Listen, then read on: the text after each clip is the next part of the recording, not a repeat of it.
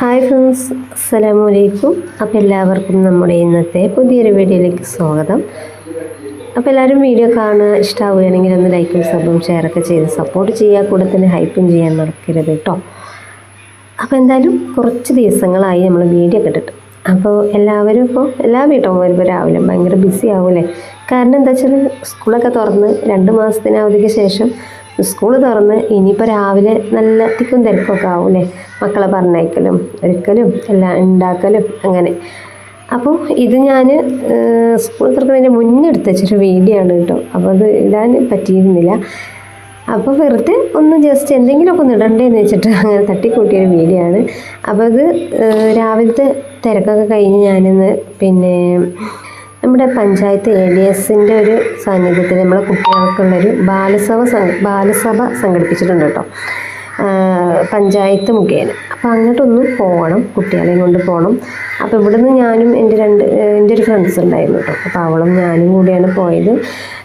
ഇവിടുത്തെ മോനും പിന്നെ അവിടുത്തെ 2-3 കുട്ടികളും കൂടി ഉണ്ട് കേട്ടോ. അപ്പോൾ അവരെല്ലാവരും കൂടി പോകണം. ഒരു 10-11 മണിക്കൊക്കെ എത്തിയാൽ മതിയായിരുന്നു. അങ്ങനെ ഞാൻ രാവിലെ എണീറ്റ് എൻ്റെ ജോലികളൊക്കെ തീർത്തിട്ട് വേണമല്ലോ നമുക്ക് പോകാൻ.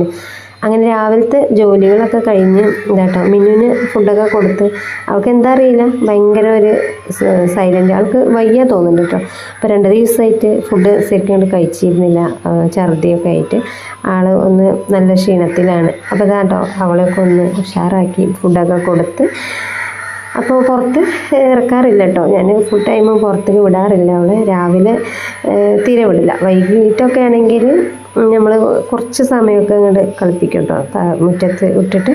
അല്ലാതെ നമ്മൾ പുറത്ത് വിട്ടാൽ ഇതുപോലത്തെ പൂച്ചകൾക്കൊക്കെ ഭയങ്കര പ്രശ്നമാണ്. അത് കാരണമാണ് പുറത്ത് വിടാത്തത്. അപ്പോൾ ഇതാ രാവിലെ കുറച്ചുകൂടി പാത്രങ്ങൾ കഴുകാണ്ടായിരുന്നു, വെള്ളം പിടിച്ച് വെക്കാണ്ടായിരുന്നു കേട്ടോ.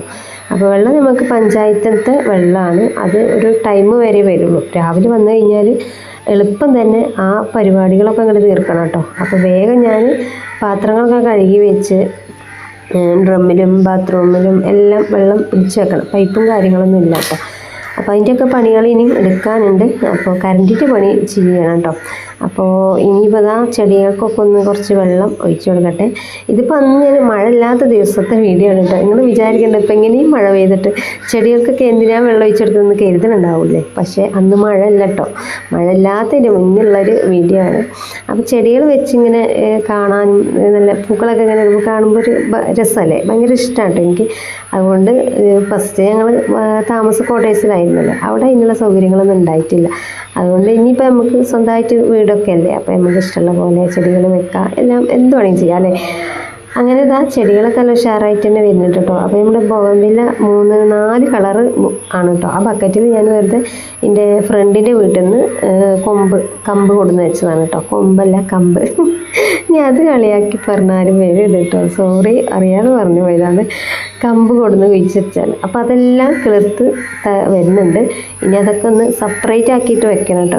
വേറെ നമ്മൾ ചെടിച്ചട്ടി വാങ്ങിയിട്ട് വെക്കണം. അപ്പോൾ ചെടിച്ചട്ടി ഇല്ല, കഴിഞ്ഞിക്കണം കേട്ടോ. അപ്പോൾ ഇനി അതൊന്ന് ഇനിയിപ്പോൾ അത് വാങ്ങാൻ പോകാൻ ഒഴിവ് കിട്ടാമെന്നറിയില്ല. അങ്ങനെ നമ്മൾ ഡ്രമ്മുകളൊക്കെ നിറച്ചിക്കണം കേട്ടോ. ഇനിയിപ്പോൾ ഞാൻ അലക്കാൻ കുറേ ഉണ്ട്. അങ്ങനെ നമ്മൾ വീട്ടിലത്തെ ജോലിയൊക്കെ കഴിഞ്ഞതാണ് ഞങ്ങൾ മക്കളെയും കൊണ്ട് പോയിട്ടോ. ഞാനും ഞാൻ പറഞ്ഞല്ലോ എൻ്റെ ഒരു ഫ്രണ്ട്സും കൂടിയാണ് പോയത്. അവളെ മോളുണ്ടായിരുന്നു, പിന്നെ വേറെ 2 കുട്ടികളുണ്ടായിരുന്നു. അപ്പോൾ കുട്ടികൾക്ക് ഇങ്ങനെ വെക്കേഷൻ സമയത്തൊക്കെ ഇതുപോലെ പഞ്ചായത്ത് മുഖേന ഉണ്ടാവലുണ്ട് കേട്ടോ, എല്ലാ വർഷവും. കഴിഞ്ഞ വർഷം ഉണ്ടായിരുന്നു.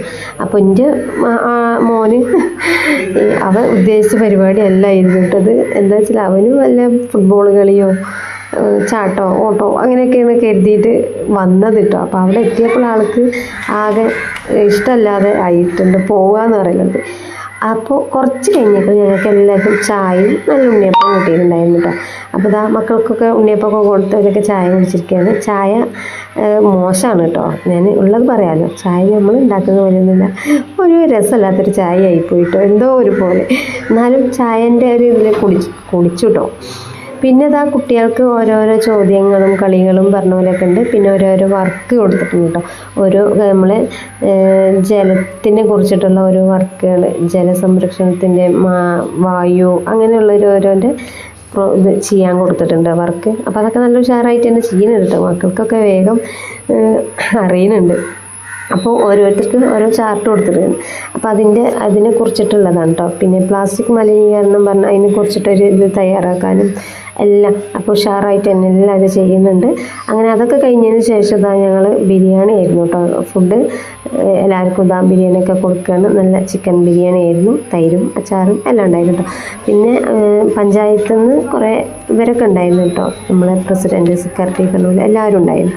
ADS മെമ്പേഴ്സുമാരും അവരൊക്കെ ഉണ്ടായിരുന്നു. അപ്പോൾ എല്ലാവരും ഒന്നും ഫുള്ളായിട്ട് ഞാൻ എടുക്കണില്ല കേട്ടോ. അപ്പോൾ ഇവിടെ നല്ല ഗംഭീരമായി ബിരിയാണി വിളമ്പിക്കൊണ്ടിരിക്കുകയാണ്. അങ്ങനെ ഞങ്ങളും ബിരിയാണിയൊക്കെ കഴിച്ചിട്ട് കുട്ടികളെ ഒന്ന് പുറത്തിറക്കിയതാണ് കേട്ടോ. അപ്പോൾ ഊഞ്ഞാൽ കണ്ടപ്പോൾ ചെറുതായിട്ടൊന്ന് നമുക്കും ഒന്ന് ആടാൻ ഒരു ആഗ്രഹം. പിന്നെ ഉച്ചയ്ക്ക് ശേഷം കുട്ടികളെ പാട്ട്, ഡാൻസ് പറഞ്ഞ പോലെ ഓരോ കുട്ടികൾക്കും ഓരോരോ കഴിവാണ് കേട്ടോ. പക്ഷെ അത് പുറത്തെടുക്കില്ല. നമ്മൾ മടിയാണ്, ചില കുട്ടികൾക്കൊക്കെ അത് മടിയാണ്. അപ്പോൾ ഇങ്ങനെയൊക്കെ പോകുമ്പോൾ കുട്ടികളെ മടിയും ഇതൊക്കെ മാറ്റാൻ വേണ്ടിയൊക്കെ ഉള്ളൊരു സംഭവമാണ്. അപ്പോൾ ഓരോരുത്തരും ഡാൻസൊക്കെ കളിക്കുന്നുണ്ട്. നമ്മൾ തന്നെ അന്തം വിട്ടു പോകും കേട്ടോ. മക്കൾക്ക് ഇത്രയൊക്കെ കഴിവുണ്ടായിട്ട് വരുമുണ്ടാതിരിക്കണുണ്ടല്ലോ എന്ന് വിചാരിച്ചു. അപ്പോൾ അടിപൊളിയാണ്.